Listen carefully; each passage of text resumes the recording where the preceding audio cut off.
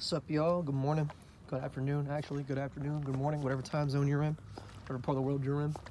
So today I wanted to get into something pretty special, near and dear to my heart. This is one of the first videos I actually wanted to make and put out there for the world. So let's get into it. Let's go. 240p gang, squad, bad bit rate boys, low quality is the movement. All right, so see how I'm just walking? I'm just walking, like any other person, just walking, right? Normal thing, you learn when you're a baby, naturally. See, in my head, I'm walking funny. In my head, I'm walking funny for no absolute reason. Like in my head, maybe I'm walking like a cartoon character when they're going like this. You know what I mean? Like they're walking down the street all fancy. Or maybe I'm marching like a soldier. Or maybe I'm doing something kind of weird like this. That's what's happening in my head. In my head, I'm doing some like super crazy, like weird nonsense. But really, I'm just walking normally, right? So this is an example of anxiety, not a popular one, but a fairly common one, and one anyone can understand, because like it's these kind of irrational things that get into your head, right? Right. Because in my mind, right, it's weird. Like in my mind, it's getting real weird, but like in reality, just walking like any old, Joe Schmo. Right.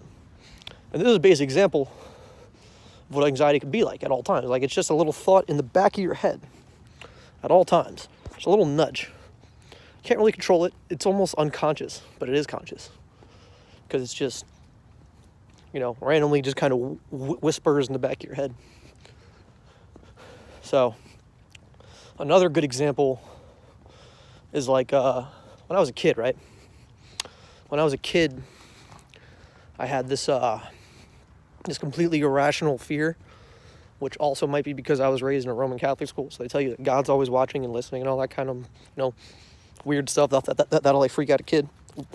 So, right, when I was younger, I used to have this irrational fear, right, that everyone could hear what I was thinking and hear my thoughts, right? So it really taught me at a young age to not like think bad about people as much and like, be aware of when you're putting people down, even just in your own mind, and when you're getting into those habits and divots of putting other people down, which will actually make you more sad or more angry anyway, and giving into those negative emotions. So, especially hitting puberty, that was weird. You know what I mean? Because like if you had a crazy wild thought and you're hitting puberty, you're like, oh God, what if someone can hear me? You know what I mean? Like what if they can hear me?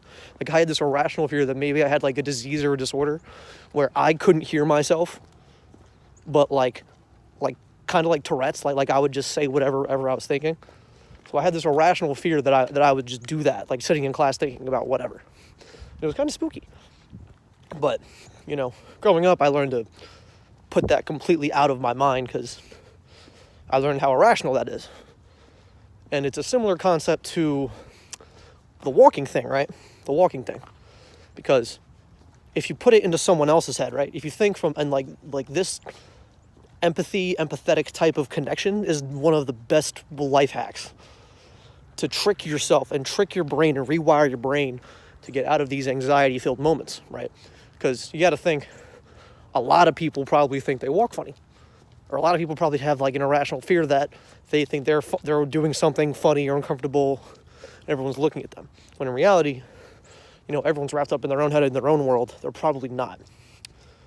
Like, this is something I still struggle with today, even though I've gotten a lot better about it since, I'd say 3 or 4 years ago, I was able to fully, realize this and then be able to suppress it in a lot of newer moments. Although it gets hard, not gonna lie to you, but still. Any room I walk into, any situation, any scenario, any new people I walk into, honestly, even with my closest family and closest friends, I'll walk into a room and automatically something in the back of my mind will think that everyone's against me, everyone's laughing at me, I'm the butt of someone's joke for no apparent reason, unfoundedly. Like, for example, it took me going to a PhD to, be aware that was like an irrational thing that I always kind of live with. And then when I expressed that information to all my friends and family, they were like, no, that is completely not what's going on here. That is definitely bananas. You know what I mean?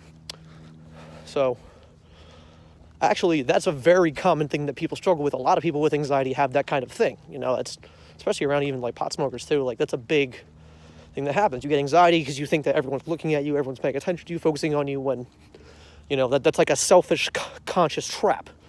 Because then it makes everything seem like it's all looming down on you over your head. And so one of the best tricks for all these examples is empathy, right? Before you even get to the level that you have to reach out to someone else and ask for help, this might be a beneficial thing you could do.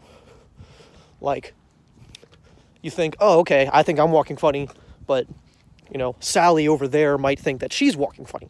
So, okay, that's a little silly and ridiculous because she's clearly walking normal, and I'm clearly, you know,